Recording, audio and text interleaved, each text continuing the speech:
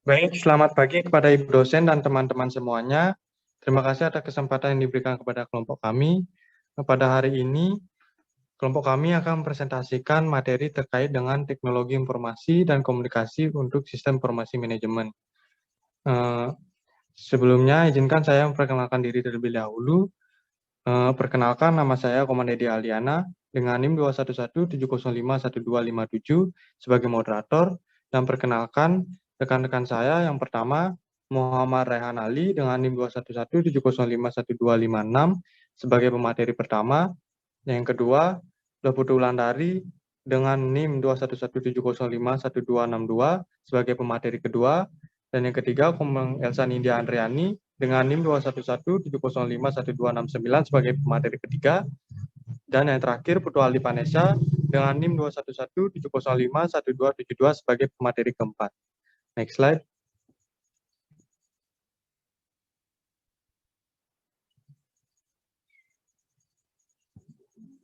Untuk materi yang akan disampaikan, yang pertama, hakikat teknologi informasi dan komunikasi. Yang kedua, komunikasi data. Tiga, aplikasi komunikasi data. Dan yang keempat, komputerisasi sistem. Baik, untuk pemateri pertama, waktu yang tepat dipersilakan.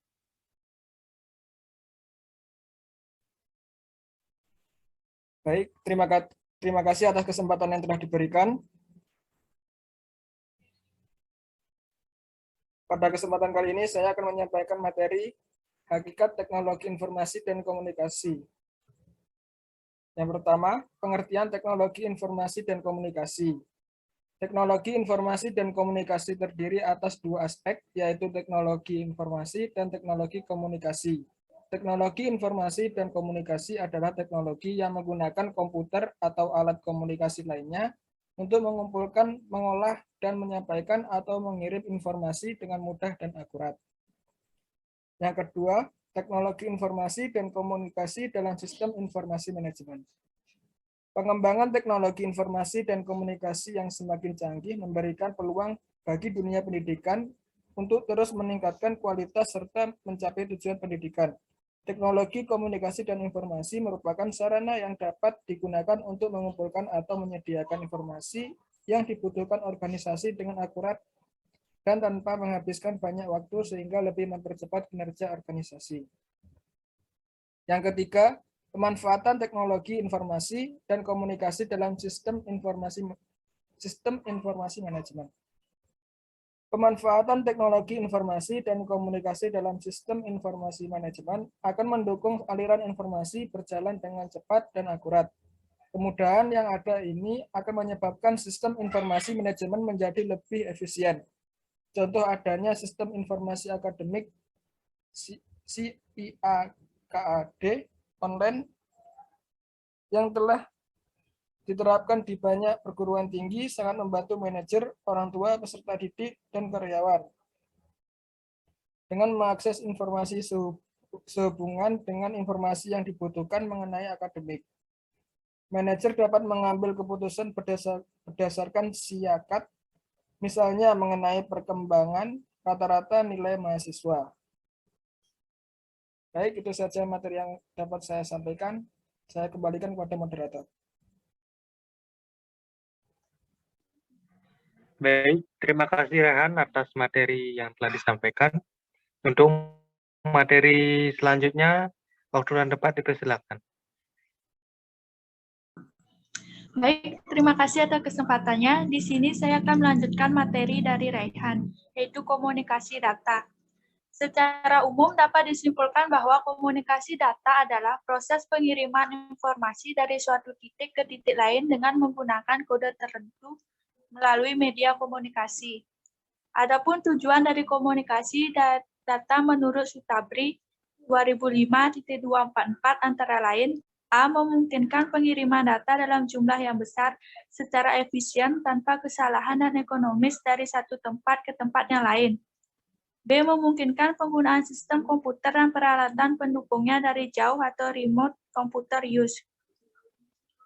Yang C. Memungkinkan penggunaan sistem komputer secara terpusat maupun secara tersebar sehingga mendukung manajemen dalam hal hal kontrol atau baik sentralisasi maupun desentralisasi. Yang D, mempermudah kemungkinan pengelolaan dan pengaturan data yang ada dalam berbagai macam sistem komputer. E, mengurangi waktu untuk pengolahan data. F, mendapatkan data langsung dari sumbernya. G, mempercepat penyebarluasan informasi. Yang kedua ada transmisi komunikasi data. Pada dasarnya komunikasi data minimal mempunyai 3 elemen, yaitu sumber data, saluran transmisi, dan penerima. Saluran transmisi merupakan medium untuk membawa data dari sumber data ke penerima. Adapun saluran yang digunakan membawa data dari sumber data ke penerima disebut dengan kanal telekomunikasi atau Sutabri 2005 T2244. Yang ketiga ada perangkat keras komunikasi data. Perangkat keras komunikasi data sebenarnya terfokus pada peralatan komunikasinya saja. Akan tetapi setiap pemakaian peralatan komunikasi data selalu membutuhkan tambahan peralatan yang digunakan untuk berinteraksi dengan manusia. Adapun bagian-bagian dari perangkat keras komunikasi data yang A, media komunikasi, B, data communication control unit, C, terminal, D, komputer, E, multiplexer, F, konsentrator. Yang ketiga ada protokol dan arsitektur jaringan. Dalam komunikasi data ada prosedur yang harus diikuti oleh 2 buah atau lebih sistem komputer yang ingin saling berhubungan dan berkomunikasi. Prosedur ini disebut protokol. Secara umum, protokol melaksanakan 2 fungsi, yaitu yang pertama, membuat hubungan antara pengirim dan penerima. Yang kedua, menyalurkan informasi dengan keakuratan yang cukup tinggi. Protokol ini pada awalnya didefinisikan sendiri oleh pabrik karena mereka tidak dapat atau sukar berhubungan. Untuk mengatasi masalah adanya berbagai macam protokol tersebut, ISO bekerja sama dengan organisasi lain seperti CCITT, EIA, dan lain-lain. Yang keempat, ada Local Area Network LAN. Local Area Network berkaitan erat dengan komunikasi data, yaitu pertukaran informasi atau pertukaran data antara 2 pihak yang masing-masing dapat saling mengerti maksud dan tujuan dari pihak lain. Berikut ini sekilas tentang keuntungan dan kerugian menggunakan LAN menurut Sutabri. Keuntungan LAN yang pertama memungkinkan pemakaian sumber daya secara bersama-sama. B, memungkinkan perbaikan untuk kerja yang lebih baik. 3, memungkinkan pengiriman data yang lebih banyak dan kompleks serta pertukaran informasi yang lebih baik.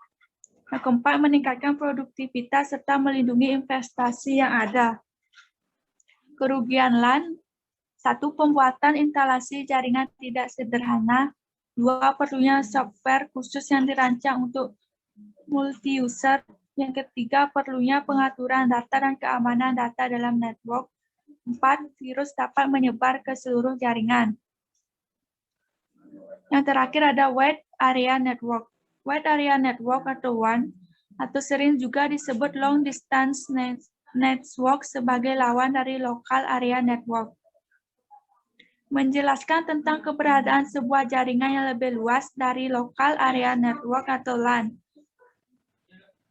Wide Area Network atau WAN mencakup komunikasi LAN dengan LAN, komunikasi LAN dengan WAN, dan komunikasi WAN dengan WAN. Baik, sekian pemaparan materi dari saya kembalikan kepada moderator. Baik, terima kasih atas materi yang telah disampaikan. Untuk pemateri ketiga, dipersilakan. Baik, di sini saya akan menyampaikan tentang aplikasi komunikasi data. Komunikasi data dapat membantu organisasi dalam mencapai efisiensi kinerja. Adapun peran-peran komunikasi data yang menonjol adalah sebagai berikut. Yang pertama ada pengumpulan data atau data collection. Data dapat dikumpulkan dari beberapa tempat atau remote station, disimpan dalam memori dari komputer, dan pada waktu tertentu dapat tersebut diolah. Yang kedua ada tanya jawab, inquiry and response, atau pemakai mempunyai akses langsung ke program atau file. Data yang dikirimkan ke sistem komputer ini langsung dapat diproses dan hasilnya segera dapat diberikan. Bila mana pemakai melakukan dialog dengan komputer, maka sistem semacam ini disebut intransitif. Yang ketiga ada storage and retrieval, di mana data yang sebelumnya telah disimpan dalam komputer dapat diambil sewaktu-waktu oleh pihak yang berkepentingan. Yang keempat ada time sharing, di mana sejumlah pemakai atau user dalam mengerjakan programnya bersama-sama atau tiap user diberikan kesempatan untuk bekerja selama jangka waktu tertentu yang tetap besarnya. Setelah itu, pemakai lain akan mendapatkan kesempatannya. Yang terakhir ada real-time data processing dan proses control, di mana hasil proses dikehendaki setiap dalam waktu yang mempunyai dengan kepentingan proses tersebut atau real time. Misalkan penumpang pesawat terbang dari suatu bandara atau agen tertentu dapat memesan tiket untuk suatu penerbangan tertentu dan mendapatkan hasilnya kurang lebih 15 detik. Hanya sekedar untuk mengetahui apakah masih ada tempat duduk di pesawat itu atau tidak.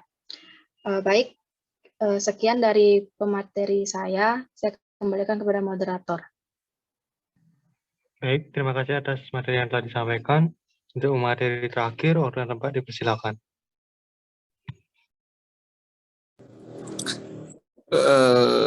Baik, terima kasih atas waktu yang telah diberikan. Di sini saya akan mempresentasikan materi tentang komputerisasi sistem. Yang pertama yaitu pemahaman dasar komputerisasi sistem. Komputerisasi sistem berbeda dengan sistem komputerisasi. Secara harfiah, komputerisasi sistem merupakan unjuk kerja manusia di dalam sistem yang masih merupakan unsur yang memegang peranan penting. Selebihnya unjuk kerja tersebut dikerjakan oleh komputer atau mesin.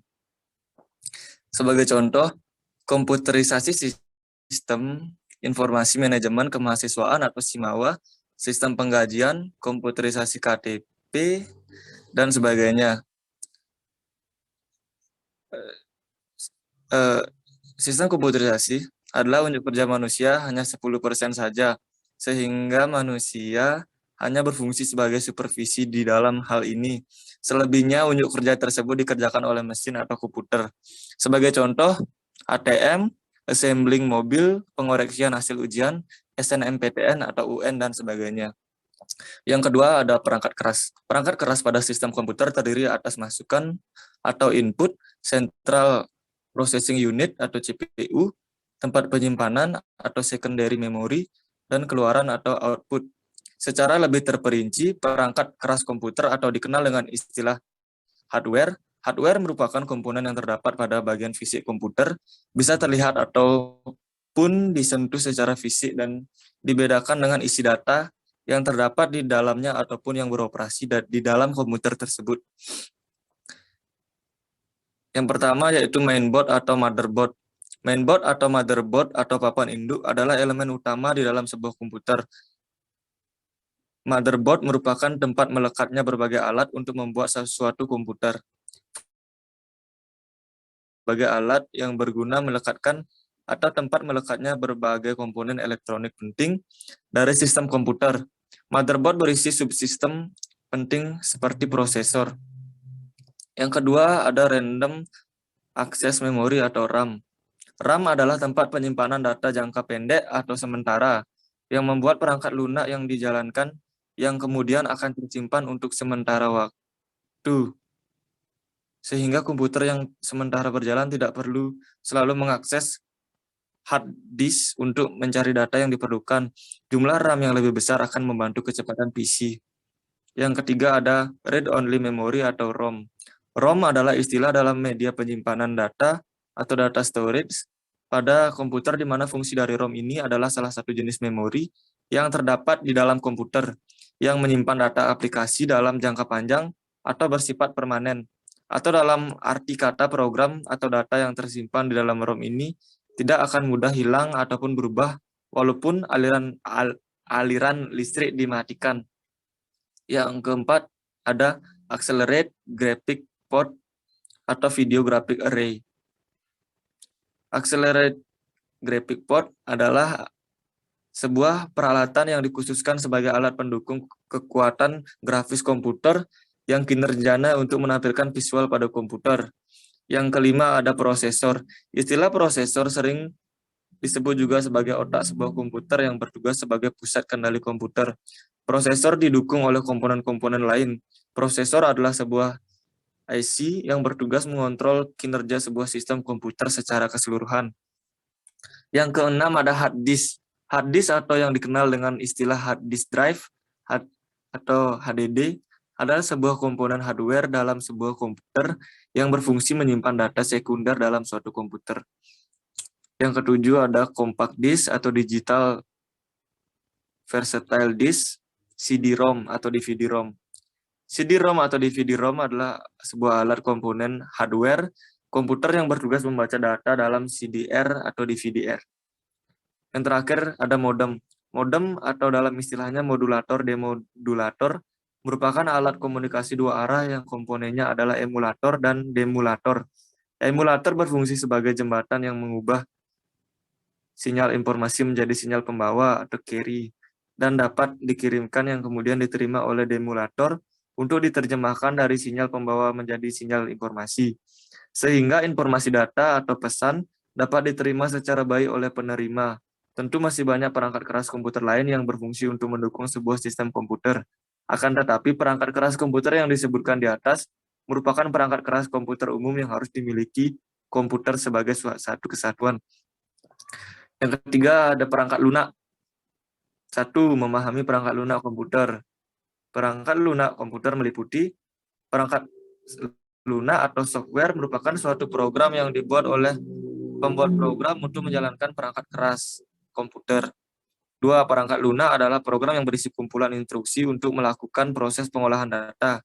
3. Software sebagai penghubung antara manusia sebagai pengguna dengan perangkat keras komputer, berfungsi menerjemahkan bahasa manusia ke dalam bahasa mesin, sehingga perangkat keras komputer memahami keinginan pengguna dan menjalankan instruksi yang diberikan, dan selanjutnya memberikan hasil yang diinginkan oleh manusia tersebut.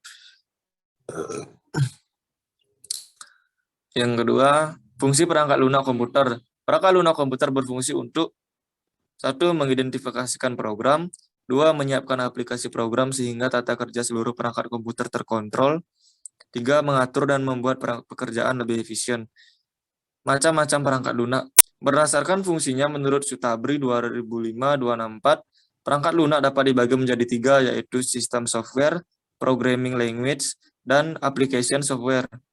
Namun lebih terperinci perangkat lunak terbagi menjadi 4 macam, yaitu sistem operasi atau operating system, program aplikasi atau application program, bahasa program atau programming language, dan program bantu atau utility. Baik, sekian pemaparan materi dari saya.